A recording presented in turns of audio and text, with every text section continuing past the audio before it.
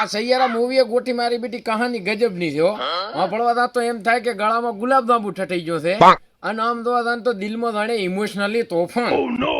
એટલે આ કહાની છે કે કડવો કેવડો. એટલે આ ગોઠી તો આ કહાની તો મારા ઉપર ખરી ઉતરી, મારા ઉપર.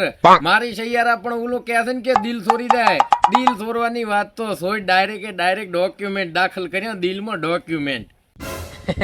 તો તમે રિજેક્ટ જ કર્યા હશે. મને ખબર છે તમે પહેલી ડેટમાં એને લઈ ગયા છો અને એને ગિફ્ટ આલી છે. આપણે જે ઓલા પાપરમાં મળે છે ને ડુંગળી બટાકા વાળા વડા ઈ જ ખવડાય. આ ગોઠી પણ એને વડા નહીં, એને ગોટા કહેવાય. અને ઈ પણ મેં ઓરિજિનલ સિંગ તેલમાં તળીને આલ્યા હતા. અને મેં એને કીધું હતું કે આ ગોટા તારા પ્રેમ દેવા ગરમા ગરમ છે એટલે કોસો ખાઈ લે ને ગોડી.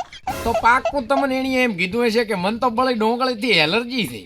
એટલે ગોઠીમાં એની પાછળ એવો ગાંડો થઈ ગયો તો, એવો એનો આશિક થઈ ગયો તો કે હું મંદિરે જાતો ને એની પહેલા હું વોટ્સએપમાં સ્ટેટસ અપડેટ કરતો. મને મંદિરે જે શાંતિ ના મળતી કારણ કે મારા દિલમાં સૈયારા હતી. એટલે તમે હવારમાં બન્યો વોટ્સએપમાં ઓનલાઈન હોશો એમ ને. એક દાડો તો ગોઠીમાં એવો કંટાળ્યો ને એને મેં પરપોઝ કરી જ દીધો. એ રસ્તાની સાઈડમાં ઊભી રાખી અને પછી ત્યાં ટ્રાફિક પોલીસ આવી છે ને તમને કીધું હશે પબ્લિક પ્લેસ ઉપર પરપોઝ કરવાની સખત મનાઈ છે. એ બધું તો ઠીક ગોઠી, પણ મને પછી ખબર પડી કે એણે એક માણસને પસંદ કરી લીધો તો. એ એવા માણસને પસંદ કર્યો એની પાસે ગાડી હતી, લાંબી ખૂબ હાઈટ હતી અને હપ્તા ભરે એવી એની પાસે પોઝિશન હતી. તો તને શું લાગ્યું આ તારી પંખા વગરની સાયકલમાં ફોર્ચ્યુનર વાળી આવીને બે એટલે આ લુખાટામાં તો આજે ખાવા બેન તો રોટલામાં જીની ડીગડી ફેરવીને મેલે હતી. પણ ગોઠી મેં તારે સૈયારાને છેલ્લી વાર જોઈને તારે એના કાનમાં JBL ને બ્લૂટૂથ ભીડાયેલા હતા. આજે મને એમ લાગે છે કે આ મારા દિલની ધડકન જ સાંભળતી છે. એટલે આ લુખા એમાં તારી ધડકન નથી સાંભળતી અને ઓલો લાંબો હાઈટ વાળો હતો ને એનથી વાતો કરતી હતી વાતો.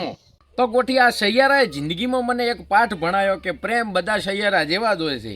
તમારે તમારા માઇન્ડ ઉપર એવો કંટ્રોલ રાખવાનો છે જાણે જીઓનું કાર્ડ ટાવર જ ના મિલવું પડે.